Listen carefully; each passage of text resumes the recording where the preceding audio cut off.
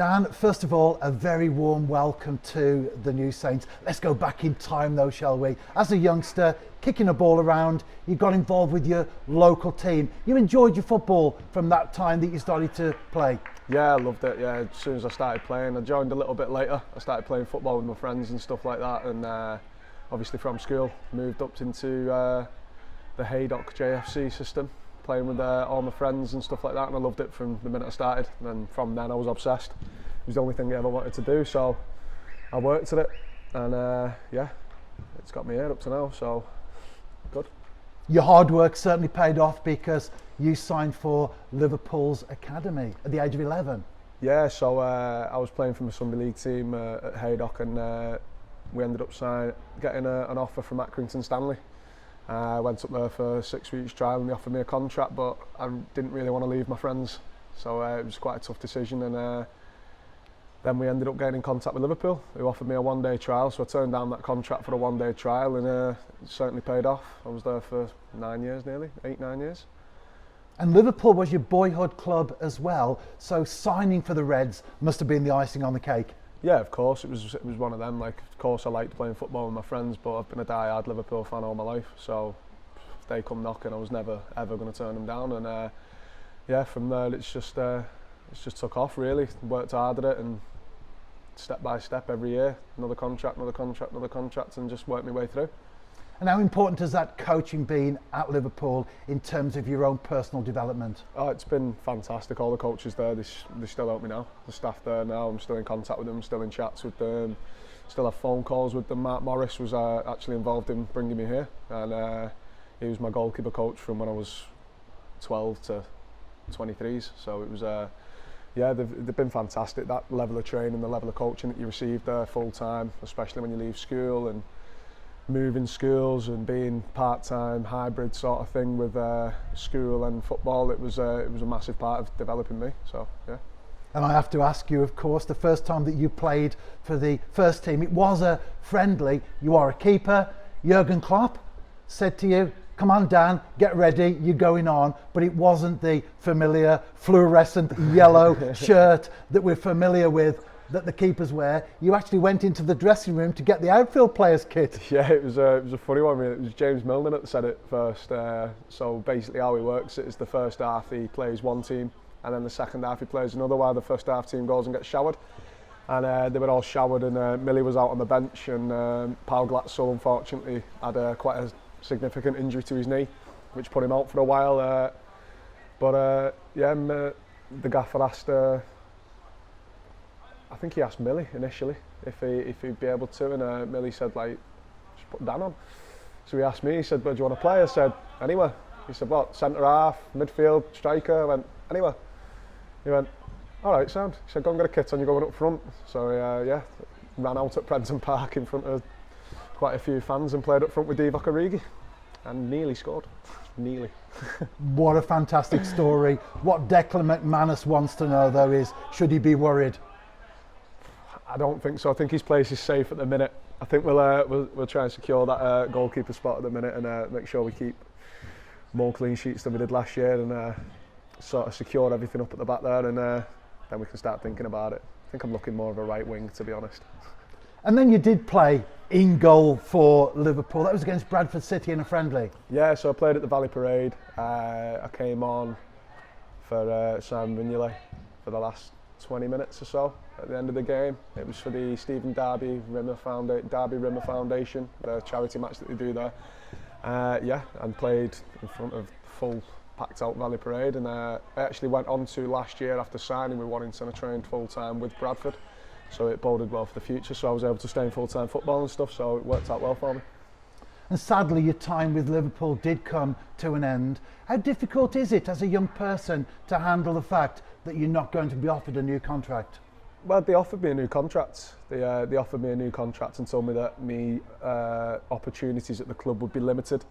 There was new signings coming in, obviously a massive club like Liverpool, if they need a new goalkeeper, I had Queven Kelleher in front of me, who's obviously doing fantastic at the minute, and so it sort of limited my opportunities. And then if they need a new goalkeeper, they'll just pay £70 million for one at the end of the day, like they have done, and they've got one of the best in the world. So I made that decision to leave, and was a tough decision, very tough decision, obviously, after being there for so long and being a massive Liverpool fan. But I made that decision on the Wednesday, and then everywhere shut down for COVID on the Friday, so it was pretty bad timing. But we took the positives from it, like you say. I moved over to America. I moved over to Spain initially, lived there for 2 or 3 months, came back to pursue some opportunities over here with clubs like Watford, Sheffield and places like that, and then moved over to America for the same sort of organisation, playing in the USL, and spent 3 months in summer there, playing over there. And yeah, so obviously it was a bad timing, it was a difficult time of my career, but we got some positives from it, and yeah, so it all paid off well.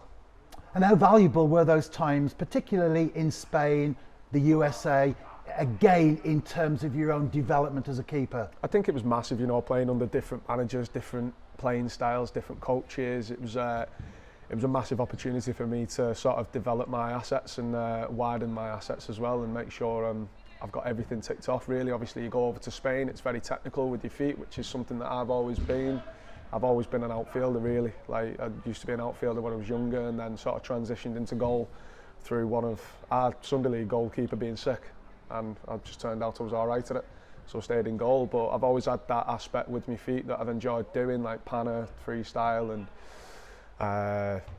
futsal and stuff like that. I've always done all that footwork side of it, so going over to Spain it was really good to sort of implement that into my game. And then obviously in the US it was really competitive, senior minutes, and it was important to get that game time for me, especially coming out of that coronavirus pandemic lockdown situation. It was important to get some minutes, and after getting those minutes I came back and obviously signed at Warrington Town.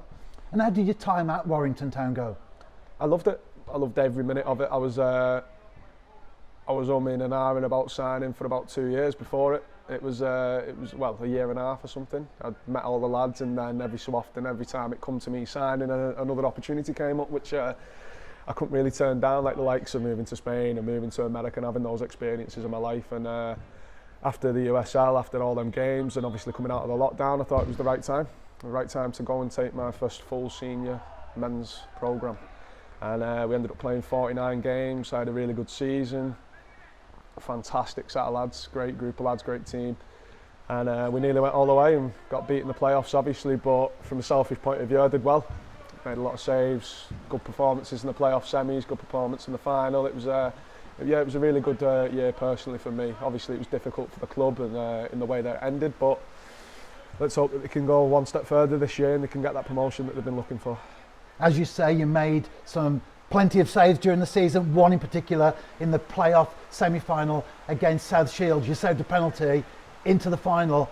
Unfortunately, didn't make that one step that the club wanted. Just in the space of a couple of days, the highs and the lows of football encapsulated together. Yeah, and obviously it was, like you say, it was literally within a week. So we played on the Tuesday night, was it Monday night at South Shields, and it was one of the highlights of my career. Unbelievable. Obviously we went 1-0, 1-1 all the way through to extra time. Made a good save in extra time in the second half to take it to pens, and then obviously saving the 2 penalties. That last penalty was against a friend of mine that I grew up through Liverpool and stuff with as well, so it was a great moment, and obviously celebrations and that there. And then obviously the following week the devastation and the pitch invasion at Scarborough and stuff like that. Obviously it's just heartbreak, but that's football. You can't let things like that get you down, and you can't let it affect you. All it does is give you that little bit of fire in your belly now to kick on this season and have a successful one, and hopefully have a very successful one here at TNS. Well, you've pretty much answered the next question, because as an individual, in terms of your character, how do you rein in the highs sometimes and not get carried away, but also more importantly, how do you deal with the lows? Are you the sort of player that beats yourself up after a game in which you feel that you didn't play as good as you possibly could have done, or do you analyse it, learn from it, draw a line under it and then move on? I think I'm a bit of both really. I think it's something that I worked on a lot when I was younger, dealing with mistakes, dealing with the lows, and obviously the highs you can't get carried away with them, so as a goalkeeper you want to be steady and level throughout the season, and I think this past season's done really well for me with that. So dealing with the lows really is just a case of, I'm my own worst critic Like, I could come out, the amount of times I've come off the pitch and my manager or my goalie coach has said, oh, you've done fantastic there, and I'm saying, well, what about this? This wasn't quite right, this wasn't quite right. So I am my own worst critic, but then I will go away, I will analyse the game and sort of try and improve on it for the following week. And now to the present. How did you feel when you knew that the new Saints were interested in you? Well, there's been a couple of whispers for a while now. Obviously, I think the gaffer first seen me in my first pre-season friendly at Warrington, which was over a year ago now, and there's been whispers here and there that TNS have been watching and stuff like that. And obviously, like I say, Mark Morris, and he gave me a phone call. Be last week now. In fact, a week ago today was when the initial contact was first made, and Gary Brabham rang, and my agent rang the club as we'd heard there was interest from them. Conversations got underway, and 2 days later I'm having a medical with agreed terms, and now I'm sat here talking to you, waiting to play my first game today. Well, you are about to play your first game, of course, against Warrington, not Town though, but Rylands. Yeah, and obviously it's a funny one really. I've travelled an hour, just over an hour further than I would normally for my games for the past year, but I'm now playing Warrington Town's rivals for the year, so it's a bit of a mad one. It's a good one really. It's I know some of the lads that have played there, I know some of the lads that have been through the club and stuff like that, and it'd be good to play against them. Obviously won't be having that opportunity this year, but obviously I've got bigger and better opportunities this year for bigger and better games, so it'd be nice to play them, but we'll see the back of them, hopefully get a win and a clean sheet here today, get the rest of the friendlies out of the way, and then kick off with the Champions League qualifiers. And Dan, what do you like to do away from the game to relax and to give yourself some time? There's a couple of things. There's obviously there's the working out element. I do love the gym. I love going to the gym and just working out, getting out of the house. I love the golf, playing golf, although I'm not very good at it. I try. I spend most of my wages on golf balls because half of them are in the lake, but no, I like playing the guitar and stuff like that, and then I've also done me freestyle and panna stuff on social media and things like that with TikTok and Instagram. I like to keep myself quite busy. I don't really like to rest. It's very much as soon as it kicks off we're ready to go, and it's 100%, 110% throughout with everything. Well, you do mention golf, and as we know, footballers like to play the game. You say you're not very good. We do have some very keen golfers at Park Hall. Are you playing mind games with them, or really do you spend most of your wages on golf balls that get lost in the rough? Well, to be honest, with the amount of time that I play golf, I should be in the PGAs by now, but no, I'm not.